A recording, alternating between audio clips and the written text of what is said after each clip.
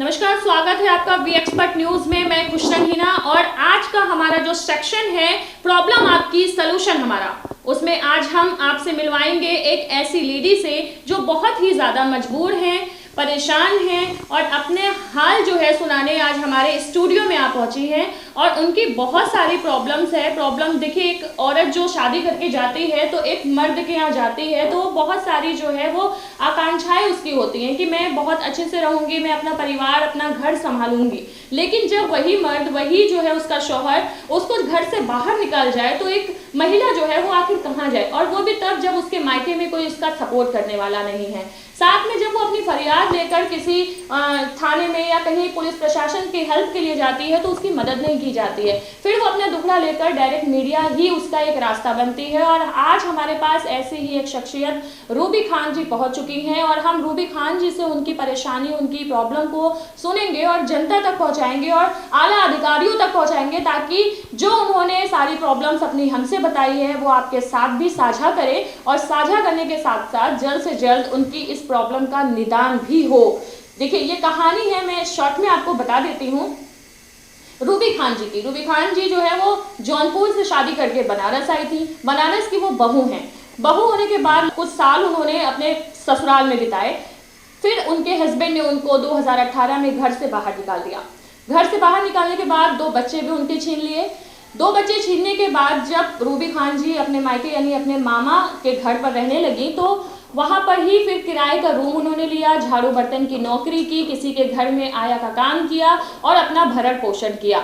5 साल से वो चुपचाप थी, उन्होंने कुछ भी नहीं बोला। लेकिन अब उनको ये लगने लगा कहीं ना कहीं कि मेरी जिंदगी ऐसे कब तक चलेगी। तब उन्होंने कानून का जो है दामन थामा।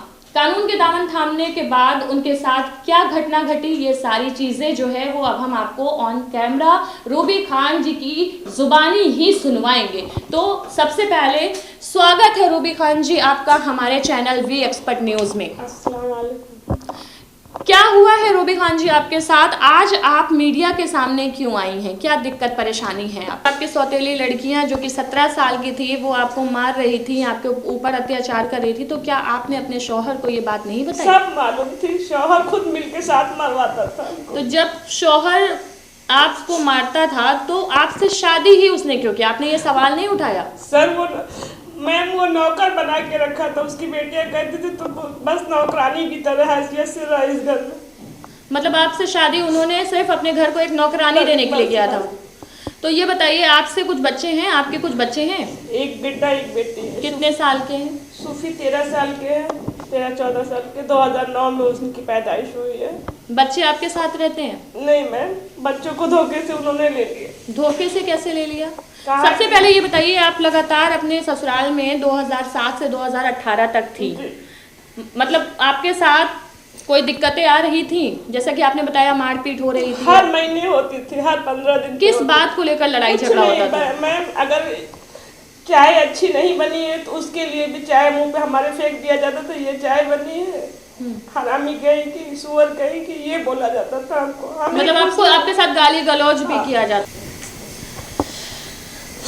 आप अपने मायके में किसी से आपने शिकायत नहीं किया इस चीज? मायके में माँ बाप कोई नहीं है, भाई बहन कोई नहीं है। मायके में कौन कौन है आपके? कोई नहीं, अपना कोई नहीं है, सिर्फ मामी है, मामी की लड़की लड़का है जौनपुर में। उन्होंने कभी एक्शन लिया आपके? किसी ने नहीं। मतलब आपका साथ किसी ने नहीं? साथ नहीं दिया। आप शांत हो जाइए। देखिए, आप ऑन कैमरा हैं और लोग आपको देख रहे हैं, आप अपनी बातें बता रही हैं, जल्द ही आपके साथ होगा। तो ये बताइए कि जब ऐसे व्यवहार आपके साथ होते थे तो आपने कभी कानून का सहारा क्यों नहीं लिया? नहीं मैम, हमने इसलिए ले लिया कि मेरे बच्चों की मेरी लाइफ खराब ना हो जाए। अगर ये हम करेंगे तो उस घर में हम नहीं रह पाएंगे। मतलब आपने सोचा कि आप उनके खिलाफ अगर कानून का सहारा लेंगी तो वो घर जब तो उसकी बड़ी बहन जो थी वो कही कि आकर यहाँ बैठो, सौतेली बहन, तब उसने आके बोले कि मम्मी जो है हम जो है अभी आए हैं स्कूल से, अभी हम अपनी बुला कर बैठा लेंगी तो हम कैसे खेल नहीं पाएंगे। उतने में हमने यही बोला कि बच्चा अगर माँ के पास है तो क्या दिक्कत है। उतने में शेखा खान और शाखा खान दोनों लड़कियों ने आके हमको खूब मारा। आप सौतेली माँ हैं और उन्होंने माँ पर हाथ उठाया? उन्होंने बहुत मारती थी और अब तो मारती थी, कपड़ा मार मार के मारती थी। आपके आस पास पड़ोस वाले कभी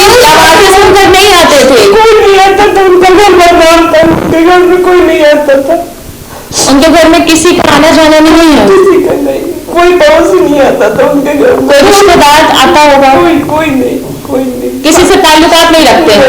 नहीं, वो लोग नहीं रखते। तो जब आपकी बेटियां आपको मार रही थी तब आपने अपने हस्बैंड से शिकायत की उनकी? नहीं, हस्बैंड आए 4 बजे आए, हम नमाज पढ़ रहे थे तो आए तो कहे क्या हुआ, हम बताने लगे तो उसमें आके उनकी बड़ी बेटी जो मार रही थी वो फिर आके मारने लगी। हस्बैंड के सामने हाथ उठाया? सामने, और फिर वो भी मारने लगे 8:30 बजे, 2 बजे से लेकर 8:30 बजे रात तक हमको खूब मारा। दोपहर के 2 बजे से रात को 8:30 बजे तक? फिर हमको मार के निकाला तो 8:30 बजे रात में हम अपनी मामी के घर चले आए। मतलब 8:30 बजे रात को इनको मारने पीटने के बाद घर से बाहर निकाल दिया गया। फिर आप कहाँ गए? फिर हम यही लल्लापुरा में बिग बाजार के पास मामी रहती थी, उनके घर चले। उसी के 1 हफ्ते बाद उसने डाइवोर्स पेपर भेज दिया, मैंने साइन भी उस पे नहीं किया। डाइवोर्स पेपर किसने भेजा? आपके हस्बैंड ने? हाँ।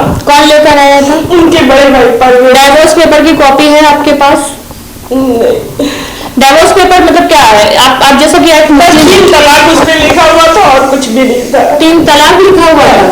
मतलब कोई कैसा था वो पेपर? क्या स्टाम्प पे लिख के भेजा था? कैसे भेजा था उन्होंने? कुछ याद होगा आपको? पेपर स्टाम्प पेपर पे उन्होंने 3 तलाक लिख कर भेजा। आपने नोट बनी हुई थी ऊपर। अच्छा, नोट बनी हुई थी, लेकिन इनको ये भी नहीं पता है कि स्टाम्प है या वो नोट बनी हुई है। घर से बाहर कभी निकले ही नहीं थे, आज हम पूरी दिन देखना हो रहा है उसकी वजह। कोई बात नहीं रूबी जी, थोड़ा सा शांत हो जाइए। तो ये बताइए, जब वो पेपर आपका कौन लेकर आया? उसका बड़ा भाई, उनका चाले में रहते हैं गली बाजार में। आपके मतलब जेब लेकर आए वो डिवोर्स का पेपर? फिर उसके बाद आपने क्या किया? मैंने फाड़ के फेंक दिया, हमने कहा हमको नहीं देना है, हम फाड़ के फेंक दिया, वो फिर चले गए। मतलब आपने उस पर साइन नहीं किया? नहीं, हमने साइन नहीं किया। उनके पास एक कॉपी है, उसमें भी साइन नहीं है। आपकी साइन नहीं है? हमने साइन किया ही नहीं था। हमको गुस्सा आया, हमने फाड़ के फेंक दिया। हमने इतना ही लोगों के साथ मेरे साथ क्या किया। शांत हो जाइए। मतलब आपकी बिना मर्जी के उन्होंने डिवोर्स पेपर भेजा, आपने साइन नहीं किया और उन्होंने अभी भी मान लिया कि आपका डिवोर्स हो गया है। वो अपनी कहीं पे लगे हुए हैं कि आप पैसे वाले, मेरा कोई कुछ नहीं कर पाएगा। वो मतलब पैसे वाले हैं? बच्चों से एक फोन करके कहते उससे कुछ खा नहीं पाएंगे। थोड़ा सा साफ लफ्जों में बोलिए। बच्चों से कहते हैं कि जो है फोन करके बताना, जो है वो कुछ कर नहीं पाएंगे, कुछ हमारे उखाड़ नहीं पाएंगे। मतलब आपको धमकी भी देते हैं? तो ये बताइए कि फिर जब आपको घर से निकाल दिया गया, आपके पास पेपर भेज दिया गया, पेपर आपने फाड़ दिया, फिर उस पेपर को फाड़ने के बाद क्या 5 सालों में कभी आपने अपने ससुराल का रुख किया? क्या कभी आप वहां गई थी? मैम, हम जाते हैं दरवाजे पे, बच्चों से मिलते हैं बाहर बुलवा के, और बुलवा के सड़क पे मिल के चले आते हैं। दोनों बच्चे आपके हस्बैंड के ही पास है? आपने अपने बच्चों को लेने का कोशिश नहीं किया? नहीं देता, कहता है कि हम परवरिश करेंगे। अच्छा, आपका हस्बैंड बच्चा नहीं देता आपको? तो फिर ये बताइए कि जब 5 साल से आप अपना गुजर बसर कैसे कर रही हैं, कैसे चला रही हैं? झाड़ू पोछा बर्तन करते हैं, घरों में खाना पकाती जीते। घरों में दूसरों के खाना पकाती हैं, झाड़ू बर्तन करती हैं। किस जगह रह रही हैं अभी? किराए के मकान में रहती हैं? लल्लापुरा में किराए के मकान में रहती हैं। ये बताइए कि अभी 1 हफ्ते पहले क्या कुछ ऐसा हो गया? मैम, हमको एक बैग ये हुआ कि हमारा तो सब कुछ है, उसके बाद बच्चे भी नहीं हमारे पास, हमारे बीमार भी पड़ जाते तो हमको कोई एक गिलास पानी देने वाला नहीं रहता। मैम, इसीलिए हमने कहा कि मेरा हक मिले, मेरे रहने की कहीं जगह मिले। हम कब तक औरत जातों के मारे फिरेंगे? सही बात है, क्योंकि आपका हक है, आपका ससुराल है, आपको वहाँ रहना है। शादी होती है तो दोनों की मर्जी से होती है ना, तो तलाक भी तो दोनों की मर्जी से होता है। जी बिल्कुल। देखिए, हमारे सूबे के जो मुखिया हैं सीएम योगी जी, उन्होंने बहुत सारे कानून निकाले हैं। 3 तलाक भी उन्होंने खत्म कर दिया है, और जब तक कानूनन तरीके से आप कोर्ट से डिवोर्स नहीं लेंगी तब तक आपका डिवोर्स नहीं होगा। जब आपने 1 हफ्ते पहले ये सोचा कि अब मुझे अपने ससुराल में ही रहना है, क्योंकि अभी तक तो आप जैसे तैसे झाड़ू बर्तन की नौकरी करके किराए के रूम में रहकर अपना गुजारा कर रही थी, तो अचानक से माइंड में कैसे आया ये बात कि अब मुझे ससुराल में रहना है, मेरा डिवोर्स नहीं हुआ है? मैम एक बैग हमको ये आया कि हम कब तक जो है मजदूरी करेंगे, जो है मेहनत करेंगे, कितनी मेहनत करेंगे, कैसे पेट पालेंगे, घर का मकान का किराया देंगे, कैसे क्या करेंगे। इस वजह से हमने कहा कि कम से कम मेरा हक तो मिले। तो पहला कदम क्या उठाया आपने? पहला कदम ये उठाया कि हम मदनपुरा थाने में गए थे। मछोदरी थाने में? मदनपुरा थाने में। अच्छा। हमने कंप्लेन दिया तो वो मछोदरी चौकी पर आए। मछोदरी चौकी पे आए तो फिर वहां से जो है बुलावा हुआ। तो एक दिन पहले तो वो आकर नंबर भी मोबाइल उनका दिया था हमने, तो मोबाइल नंबर हमने दिया था, जो उनको बुलाया गया। एक दिन वो आके मतलब अपने ही अकेले ही सलटा के चले गए। तब हमने सर को फोन किया कि क्या सर आपने वो कहा था। कहाँ पर फोन किया आपने? थाने पर? चौकी पर? जी, मछोदरी चौकी पर। तो हमने जो है उनसे पूछा तो कहे अरे वो तो आया था, कहा कि हमने उनको तलाक दे दिया है और जो है हमसे कोई मतलब नहीं है, वो उन्होंने भी हमको तलाक दे दिया है। तो हमको जब उन्होंने बताया सर ने, तो हमने कहा कि ठीक है आप हमारे सामने उनको बुलाइए, हमारे आधे घंटे में हम वहाँ पहुँच जाएंगे। जब वहाँ हम पहुँचे तो उनको बुलाया गया, तो वो कहने लगे कि तलाक हमने दे दिया। वो नहीं आए, मेरे बेटा और देवर आया। अच्छा। तो हमने सर से बोला कि क्या सर इनसे हमने शादी किया? इनसे तो शादी किया नहीं है, जिससे शादी किया उसको बुलाइए। तो सर ने कहा, तो उन्होंने कहा कि मतलब जो है देवर का नाम कलाम है। तो उन्होंने बोला कि जो मतलब मेरे शोएब भाई जो है यहाँ पर नहीं है। आपके शोहर का क्या नाम है? शोएब टायर वाले। शोएब टायर वाले? जी। अच्छा, कहाँ रहते हैं? मछोदरी। किस जगह? जुगल टोला अनिल पान वाले के जस्ट गली में। अच्छा, मतलब प्रॉपर यहीं के रहने वाले हैं? जी जी।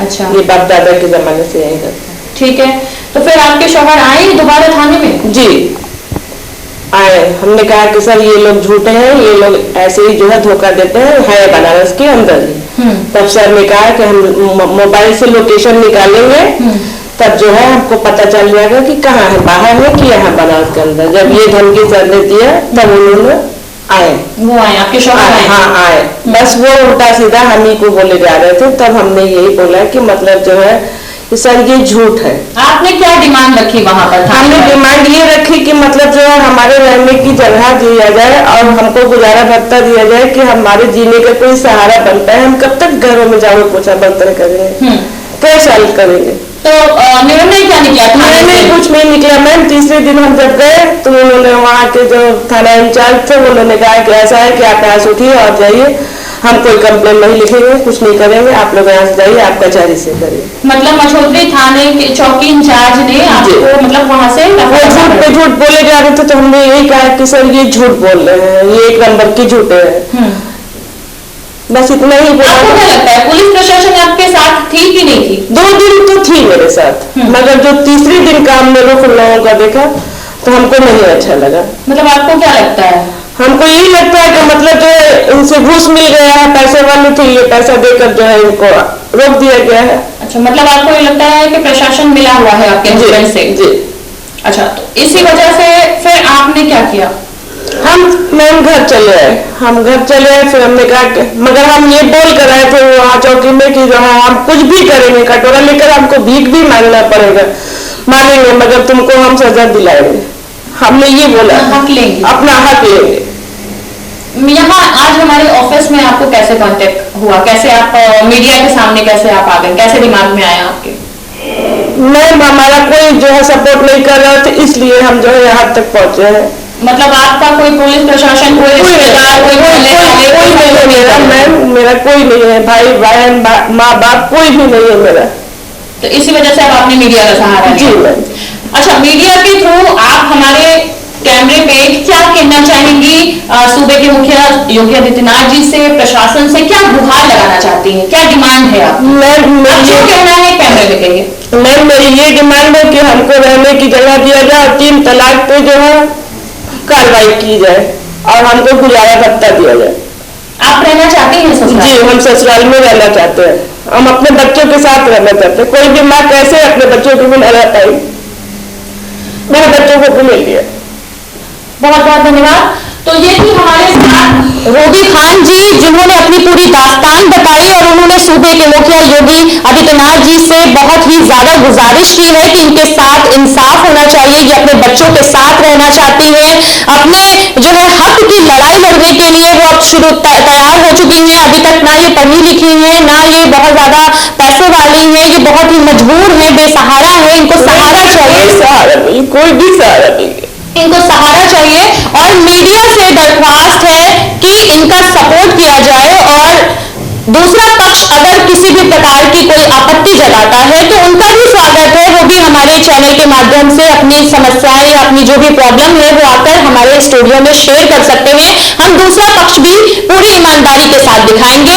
ये था रूबी खान जी का पक्ष, जो कि एक महिला है और वो काफी ज्यादा स्ट्रगल कर रही है और उन्होंने अपना पक्ष रखा मीडिया के सम्मुख, और मीडिया के थ्रू बाकी जो लोग हैं वहां तक अगर इनकी आवाज पहुंचती है तो इनका सपोर्ट किया जाए।